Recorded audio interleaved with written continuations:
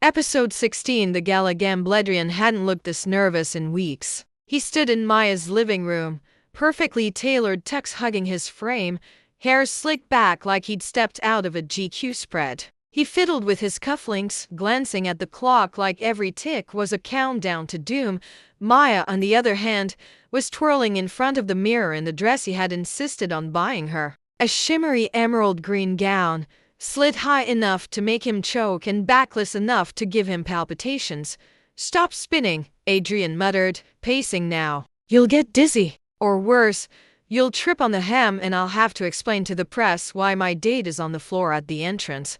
Maya grinned, still twirling. "Oh, admit it. You're terrified I'll outshine you." "Terrified?" He looked her up and down, throat tightening. "No, I'm horrified. That dress is illegal." She winked. "Good. Let's break some laws tonight," Adrian groaned. "This isn't a club, Maya. It's a charity gala. There will be CEOs, senators, investors, and me." She cut in. "You keep forgetting that I know how to handle myself. I've charmed bus drivers into giving me free rides and talked my way out of 2 parking tickets. I think I can handle a bunch of rich people eating overpriced shrimp. That's not the same thing. Relax, lawyer boy. What's the worst that could happen?" Adrian gave her a long look, then sighed, reaching for his jacket. "Every time you say that, something happens." The gala was held at one of the city's fanciest hotels, all crystal chandeliers and red carpets that smelled like money. Flashbulbs exploded at the entrance as photographers tried to capture every designer label and diamond necklace.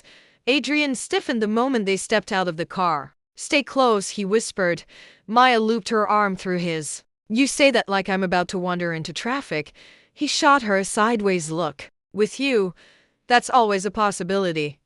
Inside, the ballroom sparkled with champagne flutes and polished smiles. Waiters in white gloves floated by with trays of hors d'oeuvres, and a string quartet played something so delicate it made Maya want to sneeze. "Wow," she whispered. "So this is how the other half lives." Adrian leaned down. "You don't have to be impressed. Most of them are insufferable." "Good," she replied. "Then I'll fit right in."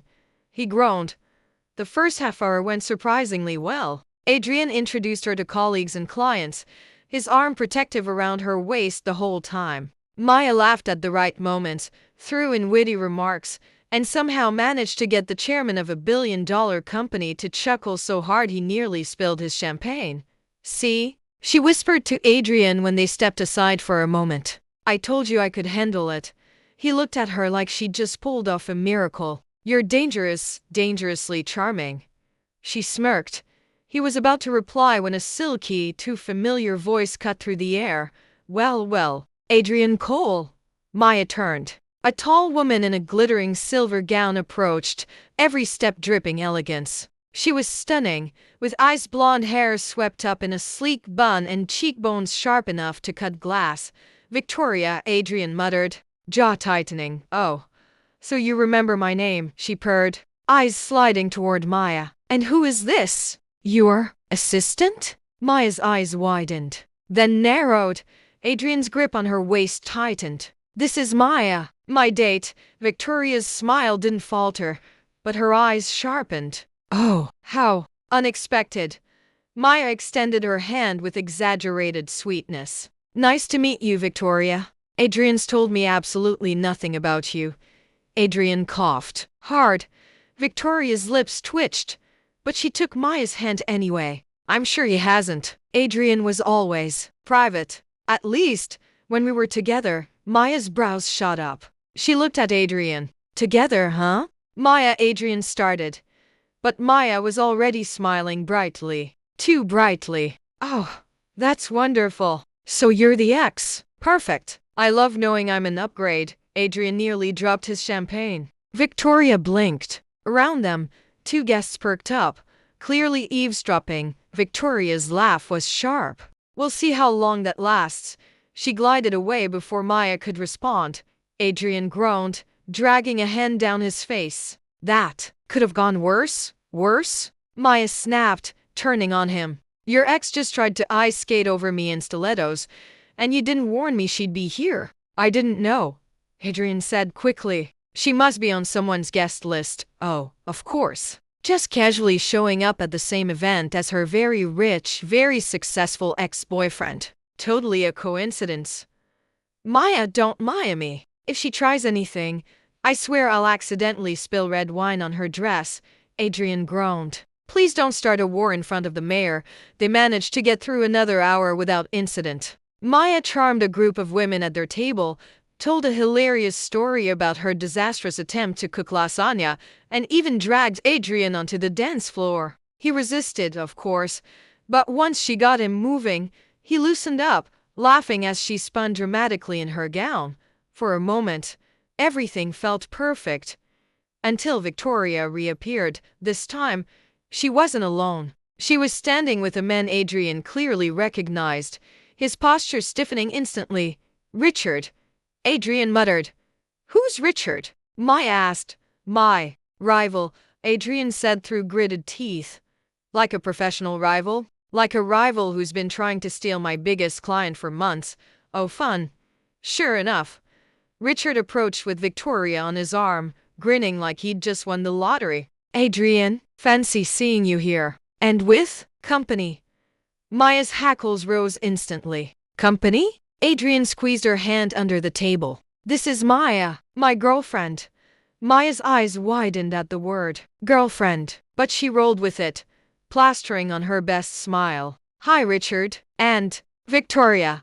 Victoria smirked. Small world, isn't it? The tension at the table was thick enough to choke on. Richard made some smug comment about Adrian's interesting choice of dates, and Maya was 2 seconds away from launching into a scathing takedown when Adrian stood abruptly. Let's dance again, he said, tugging Maya up before she could explode. On the dance floor, Maya hissed, girlfriend. Really? Adrian's jaw was tight. Would you rather I introduced you as my friend in front of Richard and Victoria? Fair point, she admitted. He exhaled. I didn't mean to pressure you. It just came out. Maya studied him, then softened. Hey, I didn't hate it. His eyes flickered to hers. Something warm sparking there. For a second, the world melted away, and then chaos. Someone screamed near the dessert table. A waiter had tripped, sending chocolate mousse flying straight onto Victoria's silver gown. Maya clapped a hand over her mouth to keep from laughing out loud. Victoria shrieked, drawing everyone's attention. Richard tried to help, but in the scramble, the entire tray of mousse went down, splattering both of them. Adrian dragged Maya toward the exit before she could burst into uncontrollable laughter. Outside in the cool night air, Maya finally lost it. She doubled over, tears streaming down her face. Did you see her? She looked like a frosted cupcake. Adrian groaned, covering his face. That was a disaster. That was the best night of my life.